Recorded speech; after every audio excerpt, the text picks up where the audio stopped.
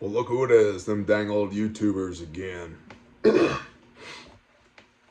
National Preparedness Month, days 18, 19, 20, 21, and 22. Bugging out in a nutshell. Yeah, I've been exorbitantly busy the last 5 days, and so we stacked up 5 in a row, and that's fine because we have a large subject that we need to cover, bugging out. Again, with all these videos, you want more data, you want to drill deeper, free playlist here on YouTube. Well, actually, not on here, on the main channel, Bear Independent, BEAR Independent Prepper Classroom. You can put that in the YouTube search bar. There's 30 whiteboard videos, a large portion of which are about bugging out. But Bear, go watch the Prepper Classroom. Yeah, but what about Prepper Classroom? Okay, cool. So most people suck at bugging out. I know because I've been in the preparedness space for 19 years now, coming up on 20 years. And I have done many a bug out exercise, bug out drills. I've had multiple different bug out bags, and I've talked to thousands of people at prepper meetups and via email and on live streams about bugging out. And most people suck at this because they never pressure test it and they get the order wrong. What do I mean by the order? They build a bug out bag. They have a bug out bag, but it's not part of a bug out kit. They don't know what the bug out vehicle is, and they don't know where the bug out location is, okay?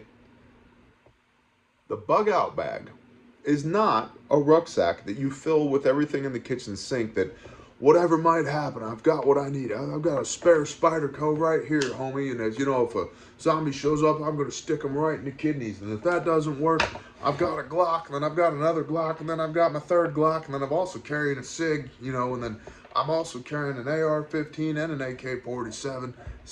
Stop. All that shit's retarded. I need to know where I'm going, okay? Where I'm going matters, and it matters the most. Where I'm going determines what I need to take.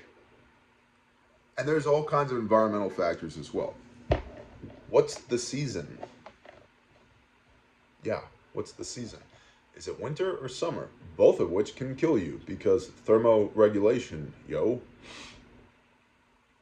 But where am I going? It needs to be far enough away that I'm removed from the bad things here that are causing me to bug out in the first place, but close enough that I can actually get to it.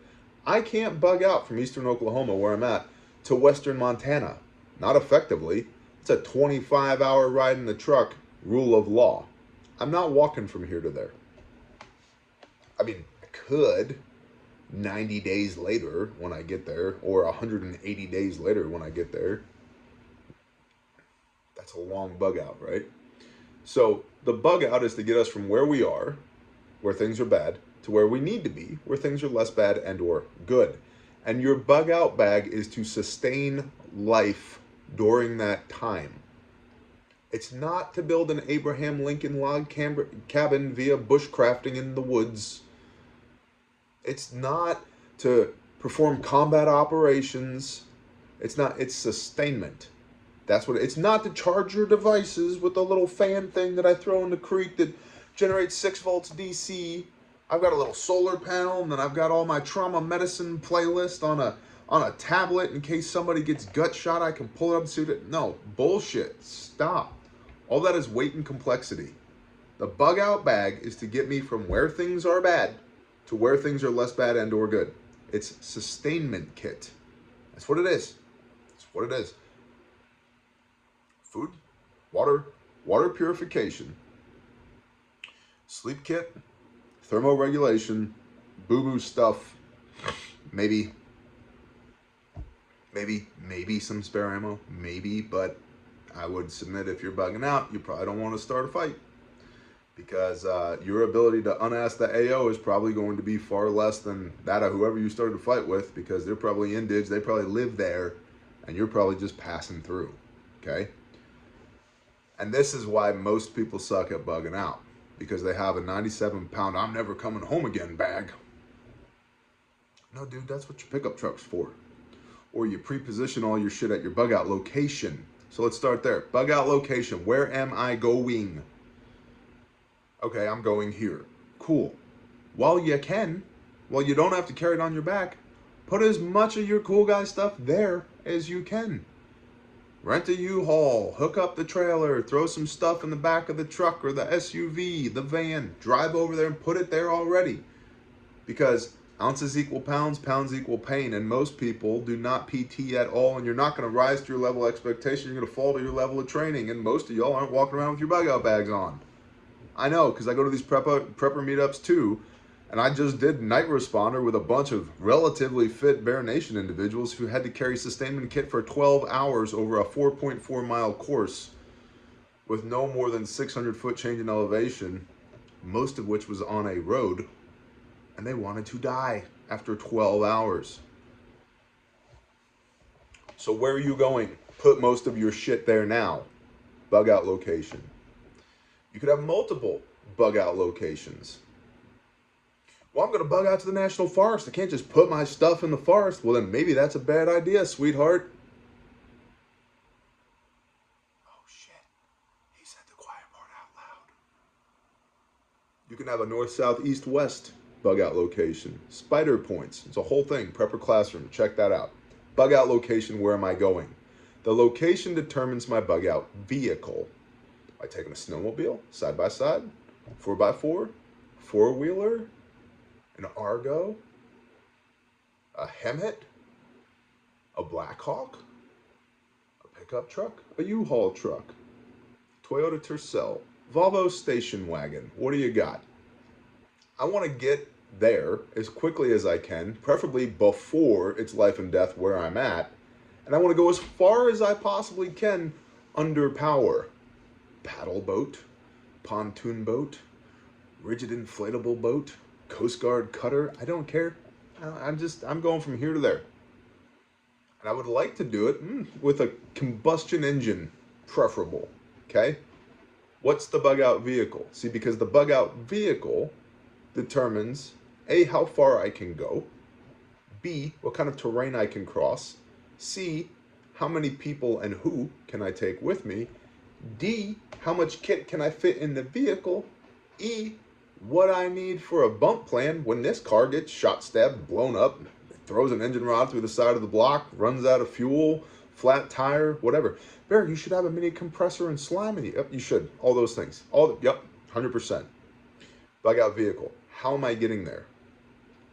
And again, bug out kit. Because if this is vehicle ops, I've got a 3/4 ton and a 1 ton pickup truck in the driveway right there. They can carry a lot more stuff than I can, like way more stuff than I can. They do, all the time. Both of my trucks are set up as a combination gun truck and ambulance because we don't have enough law enforcement or EMTs in this county. And I've had to do both from both trucks. So I can carry a lot more stuff in a vehicle than I can on my back. I'm probably going to be in I'm probably going to be much more effective when I get to where I'm going, bug out location, if I have a bug out vehicle that's full of bug out kit. Like what? More food, more water. Water's heavy, 8.35 pounds per gallon. Med stuff, more ammunition, maybe commo stuff, 50 watt or 100 watt mobile radio instead of a 5 watt handheld transceiver, which, by the way, if you emanate, they will decimate. Near peer threat, who are you fighting? If the government's looking for you, you leave your cell phones at home and you don't key the microphone on the radio. You don't even turn the radio on because they'll find you. No, they won't, Bear. I have a blah, blah. Yes, they will. Yes, they will. Yes, they. Hezbollah. Anybody? So bug out kit, that's what goes in the vehicle. And I can carry way more stuff in the vehicle than I can on my back, or I can on the back of my toddler and my infant. See where I'm going with this? Carry spare fuel. I carry at least a full tank's worth of spare fuel on both of my trucks. That doubles my range. And then finally, as part of your bug out kit, is your bug out bag, which is a sustainment kit. Food, water, water purification, sleep kit, thermoregulation, some form of shelter, whatever, seasonally rotated. But Barry, what about the 12 C's of survival? Cutting tool, cordage, combustion, container, cover. Yeah. Do you even EDC, bro? Do you line gear? Like, do you have a chest rig? And by the way, I don't recommend plates for bugging out unless you live in a terrible area where somebody's going to be taking pot shots out on you at you while you're in your bug out vehicle. Because most people are going to be running level 3 plus or level 4 steel plates or ceramic plates that are going to be very, very heavy inside of a carrier that's also therefore heavy. You're going to be adding 30 pounds, which limits your mobility. And as discussed previously, move is a survival skill. When it comes to shoot, move, communicate, sustain, everybody hyperfixates on the gear. Sustainment, shoot gear, and communicate gear, and sustainment gear instead of move. Move. If you're a fat piece of shit like I am, go outside and move. Because it doesn't matter how much cool guy stuff you have. If you can't move, you will die. You become a loot drop for whoever it is, whoever's AO you're operating in. You might just have a heart attack. It was not even an enemy sniper that took your head off. It's just, no, sorry. Heart said, nah, not doing it anymore. So move is a survival skill. So back to bug out bag. Sustainment. Your 12 C's, the 12 C's of survival: cutting tool, combustion, cordage, container, cover, calories, combat, casualty care, communication, candle, compass, and conditioning being the last one. That's in your line gear, your pockets, right? Your cool guy bug out pants, right? Like I had combat, pistol, reloads, rifle, reloads, chest rig with all that stuff. Casualty care. Yep, I got a boo-boo kit in my ruck, and which is, mostly foot care and band-aids, disinfectant, tape, some dressings, which is gauze, maybe a pressure bandage. Got a blowout kit, because that goes with combat. Casualty care goes with combat, right? Shot, stab, blown up on my chest rig. I also wear an ankle kit on my leg from Refuge Medical. I also have a slit kit in the side pocket of my cool guy pants from Refuge Medical. A couple of tourniquets on me every day, plus one on the chest rig. I got all the blowout gear, right? Candle. Well, weapons lead on the pistol, weapons lead on the rifle, headlamp in the chest rig. What about nods? Yeah, if you got $5,000 to $15,000 to burn, go for it. They're heavy, they run on batteries, they're definitely nice to have, but don't assume that nobody else has them. Walking around with your IR illuminator on, like we've done OP4 for Navy SEALs and have just straight up murdered an entire platoon of SEALs because they didn't realize that we had nods. And they were walking around with their IR strobes on and their IR laser designators on their rifles on. Hey, they're right over there. Boom, go get them. Passive versus active. It's a whole thing. So passive, good to go. Active, not if you're fighting a near-peer threat. And near-peer, the gap on near-peer is closing because what is available on the civilian market, it's not as good as the military, but gosh dang, it's really good.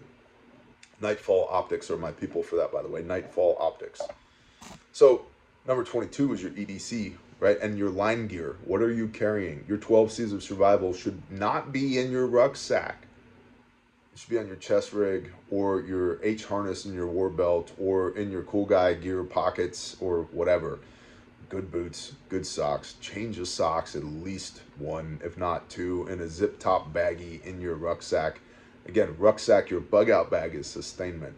All the other stuff, camo gear and your compass and your combat stuff and your cutting tool, your knife, and a way to sharpen it, cordage, all that chest rig. Because if I got to get up and run and I leave my bug out bag here, like I've still got stuff on me. I can thermoregulate, which is the number one thing that kills people during emergencies in the wilderness, is lack of thermoregulation. They get too hot or too cold. I can defend myself. I can procure more water. I can treat water. I've got 2% iodine tincture in my chest rig. I've got water tabs in my chest rig. I've got a water container in my chest rig, plus a water filter in my rucksack, because 2 is 1, 1 is none, and you'll die without water. So I like 3 or 4 is better than 1 when it comes to water. Same thing with containers. Multiple containers. These work great for me. 1 liter Nalgene's, because if one breaks, I've still got 4 or 5 more. Versus a Camelback, even the military spec Camelbacks, I've exploded, I think, 5 of them now at this point. 3 liters, just riding around in my ruck. All of a sudden, all your shit's soaking wet because the bladder had enough. Your mileage may vary. So, day 18, bug out location. Day 19, bug out vehicle. Day 20, bug out kit. Day 21, bug out bag. Day 22, EDC and line gear. With a bonus of area familiarity, area fam. Know where you're going? I'm gonna bug out to Uncle Tim's house. Do I know how to get there in the dark on short sleep? Taking my whole family with me? If the answer is no, you need more area familiarity.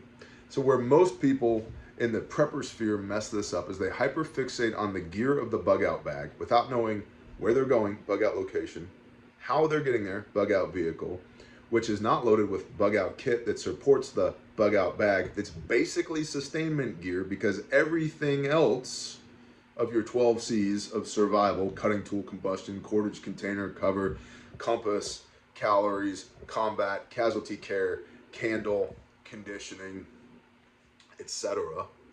Everything else is worn on your body, not in the ruck, which is your EDC and your line gear. And if you don't have area familiarity to get from where I am to where I need to go, none of that shit matters anyway. So hopefully that helps you. If I seem a little worked up, it's because I've only been talking about this on camera for 7 years. 7 years. And it's still a recurring theme in the preparedness space of people jerking off to their rucksacks. Well, I've got a mini solar panel in here, and then I've got, well, I like to bring a little rosemary with me in case I find some wild mushrooms that I'm going to roast over. Why are you making fire, bro? Unless you need it for thermal regulation. You're in a non-permissive, semi-permissive, or denied environment. Stop making freaking fire. Well, I have this saw because I'm going to make a house with it in the woods. No, you're not. You're going from where it's bad to where it's less bad and or good. You know, saws make noise. Axes make lots of noise. Yeah, noise carries. Especially in a grid down EMP scenario where there's not a lot of ambient noise. No, we are moving. That's the point. And the lighter your kit is, the easier it is to move. So don't fill your bug out bag full of shit, because the bug out bag is not a false idol. Stop bowing down to the false idol of the bug out bag. It's sustainment gear, bro. And it's part of a much larger system, all of which is predicated on where am I going and what season is it, which is the bug out location and area fam. Okay, I'm gonna stop yelling at the phone now. I love y'all. Please share these things. Nobody watches these damn things anymore. YouTube hates our guts. The way we get around that, the algorithmic robots, is by y'all sharing. I appreciate you. I hope you have a wonderful day. Bless y'all. Shalom.